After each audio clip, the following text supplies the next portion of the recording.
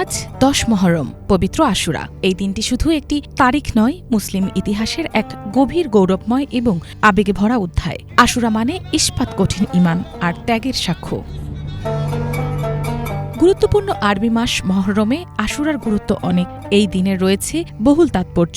৬১ হিজরির এই দিনে ইরাকের কারবালায় ইয়াজিদের অন্যায়ের বিরুদ্ধে দাঁড়িয়ে রাসূল সাল্লাল্লাহু আলাইহি ওয়াসাল্লামের দৌহিত্র হযরত হুসাইন রাদিয়াল্লাহু তাআলা আনহু শাহাদাত বরণ করেন। সঙ্গে ছিলেন তার সাহসী অনুসারীরা।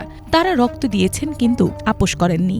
মোগল শাসনামলে ১৭০০ শতকে হযরত হুসাইন রাদিয়াল্লাহু তাআলা আনহু স্মরণে বাংলাদেশে নির্মিত হয় হুসনি দালান বা ইমামবাড়া। এখানে শিয়া মতের অনুসারীরা আশুরার দিনে জড়ো হয়ে কারবালার হৃদয় বিদারক ঘটনার স্মরণে শোক পালন করে থাকেন। প্রায় ৩৫০ বছরের পুরনো এই স্থাপনায় আছে মোগল ইতিহাসের নিদর্শন। সম্রাট শাহজাহানের আমলে এটি নির্মিত হয়, যদিও এর নির্মাণকাল নিয়ে ঐতিহাসিকদের মধ্যে মতপার্থক্য আছে।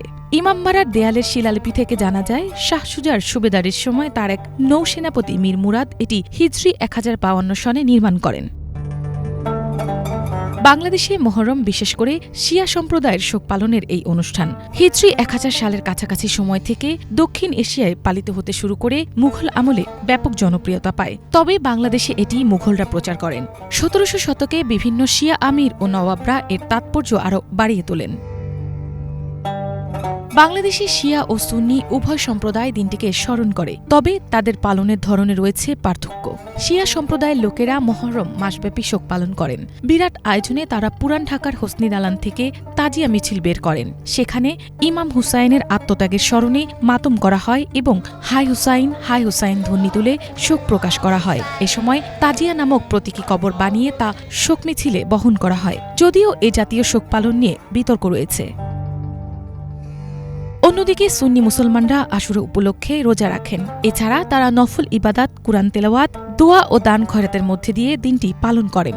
রাসূল সাল্লাল্লাহু আলাইহি ওয়াসাল্লাম এই দিনের সাথে মিলিয়ে ২টি রোজা রাখতে উৎসাহিত করেছেন। রাসূলের হাদিস থেকে জানা যায়, ৯ ও ১০ মুহররম কিংবা ১০ ও ১১ মুহররম রোজা রাখলে আল্লাহ তাআলা বিগত এক বছরের গুনাহ মাফ করে দেন। আশুরাকে ঘিরে কোনো অতিরঞ্জন, শোকের নামে শরীরে আঘাত করা ইসলামে অনুমোদিত নয়। হুসাইন রাদিয়াল্লাহু তাআলা আনহু আমাদের শিখিয়ে গেছেন অন্যায়ের সামনে মাথা নত না করতে। এই শিক্ষা শুধু ইতিহাস নয়, বর্তমান সময়েও প্রাসঙ্গিক। তাই আশুরায় কেবল অতীত স্মরণ নয়, সাহস ও ন্যায়ের পক্ষে থেকে আল্লাহর ওপর পূর্ণ আস্থা রাখাই উত্তম। মিনালা দিবা, বাংলা ভিশন, ঢাকা।